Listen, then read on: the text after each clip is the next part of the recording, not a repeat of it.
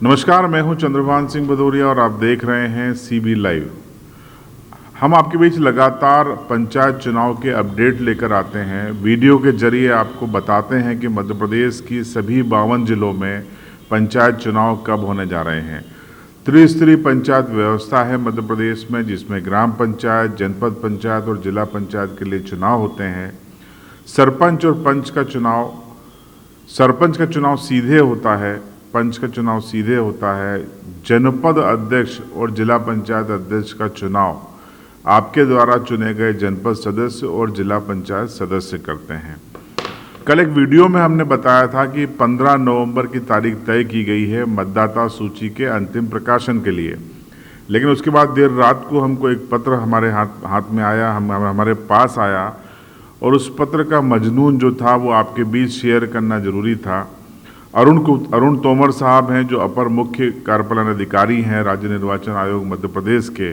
उन्होंने 31 अक्टूबर को ये पत्र लिखा था प्रदेश के सभी कलेक्टरों के लिए, और ये देरी से पहुंचा है, कल हमारे हाथ लगा है। और इसका जो मजनून है वो आपको हम बताना चाहते हैं, क्योंकि इससे आपको ये लग जाएगा कि क्या मध्य प्रदेश में चुनाव फरवरी मार्च तक जा सकते हैं या मतदाता सूची का स्टेटस क्या है, ये आपको पता चल जाएगा। दरअसल भारत निर्वाचन आयोग ने राज्य निर्वाचन आयोग मध्य प्रदेश को यह आदेश दिया था कि सभी 230 विधानसभा क्षेत्रों में आप फोटो युक्त पहचान पत्र, मतदाता पहचान पत्र, वोटर आईडी का प्रकाशन करेंगे, और उसके लिए मतदाता सूची जो नामावली है उसके संक्षिप्त पुनरीक्षण का काम करेंगे।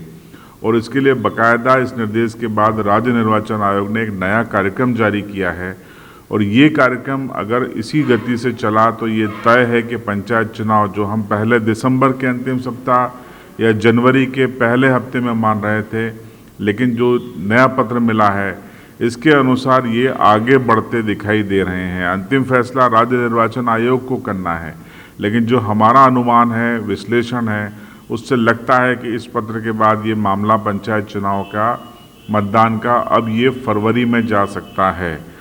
कैसे, इस पत्र का मैं आपको मजनून पढ़ देता हूँ। आपको स्क्रीन पे भी ये पत्र हम दिखाएंगे, काफ़ी देर तक रहेगा, आप देखिएगा। चाहे तो आप स्क्रीनशॉट ले सकते हैं और उसके बाद आप इसको पढ़ सकते हैं। पत्र में अरुण तोमर साहब सभी कलेक्टरों के लिए लिख रहे हैं कि आगामी 15 नवंबर को मतदाता सूची की एक्साई प्रारूप का प्रकाशन करना है। यानी कि मध्य प्रदेश के सभी 52 जिलों में जो मतदाता सूची है वो एक्साई बनाई जाएगी और उसका प्रकाशन किया जाएगा। ठीक यही तारीख हमने भी आपको दी थी, ये 25 नवंबर है। इसके बाद अगले एक महीने तक, यानी कि 25 नवंबर से लेकर 24 दिसंबर तक, यानी कुल 30 दिन तक दावे आपत्ति प्रस्तुत करने का समय दिया गया है। यानी किसी को ये दावा करना है कि उसका नाम मतदाता सूची में छूट गया है तो वो इस एक महीने की अवधि में दावे कर सकता है। और अगर किसी को आपत्ति करना है कि कुछ लोगों के नाम गलत जुड़े हैं, वो यहाँ के मतदाता नहीं हैं, तो भी आप आपत्ति दर्ज करा सकते हैं। और इसके लिए 30 दिन के समय के अलावा हर जिले में 4 विशेष कैंप लगाए जाएंगे। ये एक नई व्यवस्था राज्य निर्वाचन आयोग ने की है ताकि दावे आपत्तियों का ठीक ढंग से सुनवाई भी हो सके और उसका निराकरण भी हो सके।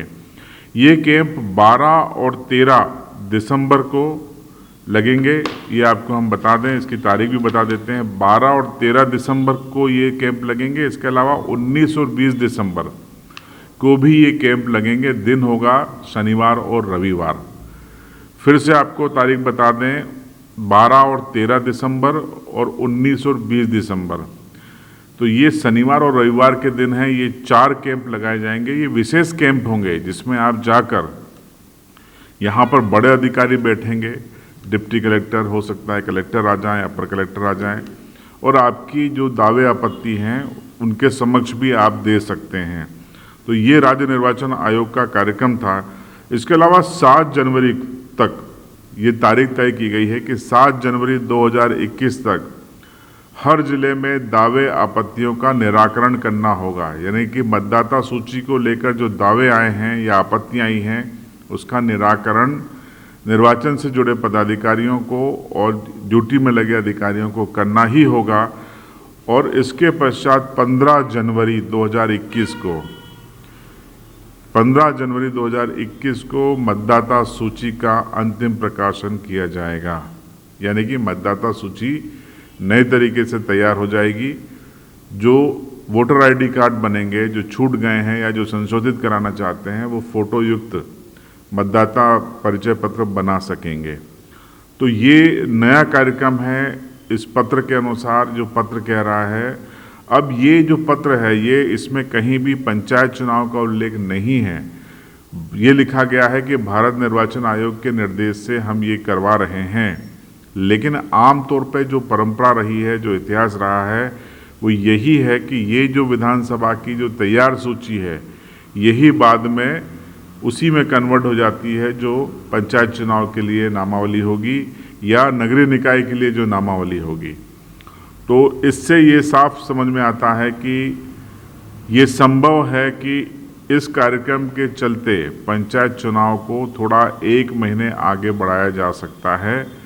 और अगर ऐसा हुआ, क्योंकि 15 जनवरी को अंतिम प्रकाशन होगा, तो आप तय मानिए कि अंतिम प्रकाशन के बाद कम से कम 20-25 दिन बाद ही मतदान संभव है। तो अब ये फरवरी में होता दिखाई देता है। ये भी संभव है कि राज्य निर्वाचन आयोग जो मौजूदा मतदाता सूची है उसके आधार पर ग्राम पंचायत, जनपद पंचायत और जिला पंचायत के चुनाव करवाने की अनुमति भारत निर्वाचन आयोग से ले ले, लेकिन इसकी संभावनाएं कम है। इसलिए जिन लोगों को पंच, सरपंच, जिला पंचायत, जनपद पंचायत का चुनाव लड़ना है, वो दोनों स्थितियों के लिए तैयार रहें। संभव है कि जो, जैसा मैंने पहले वीडियो में बताया था 4 दिन पहले, कि दिसंबर के अंतिम सप्ताह में या जनवरी के प्रथम सप्ताह में कार्यक्रम जारी हो सकता है मतदान का, यानी कि मतदान हो सकता है, चुनाव हो सकते हैं। लेकिन इस पत्र के बाद मुझे निजी तौर पर, मैं फिर से कह रहा हूँ, मुझे निजी तौर पर ये लगता है कि अब पंचायत चुनाव का मामला जनवरी के अंतिम सप्ताह या फरवरी के दूसरे सप्ताह में जाएगा। लेकिन अंतिम परिणाम, अंतिम फैसला सरकार और राज्य निर्वाचन आयोग को करना है, क्योंकि सरकार को सुरक्षा की चिंता है, पुलिस बल कितना उपलब्ध करा पाएगी, ये सब भी देखना होता है। ये भी देखना होता है कि परीक्षाओं का समय भी होता है, बोर्ड परीक्षाओं का भी समय होता है। कोविड के चलते बोर्ड परीक्षाएं कितनी प्रभावित होती, ये सब भी सरकार को सोचना पड़ेगा। आयोग के अधिकारियों के साथ सरकार की बैठक होगी, उसके बाद ही फैसला होगा। लेकिन कोविड और परीक्षाओं को देखते हुए मुझे ऐसा लगता है कि ये फरवरी के पहले सप्ताह तक मामला जा सकता है। लेकिन मेरे इस अनुमान को आप सरकार की घोषणा न माने, राज्य निर्वाचन आयोग की घोषणा न माने। मैंने आपको सिर्फ अपडेट दिया, जो पत्र है उसकी समीक्षा की, और ये आपको बता दिया कि नई नामावली बनाने की तारीखें आ गई हैं, दावे आपत्ति की तारीखें आ गई हैं।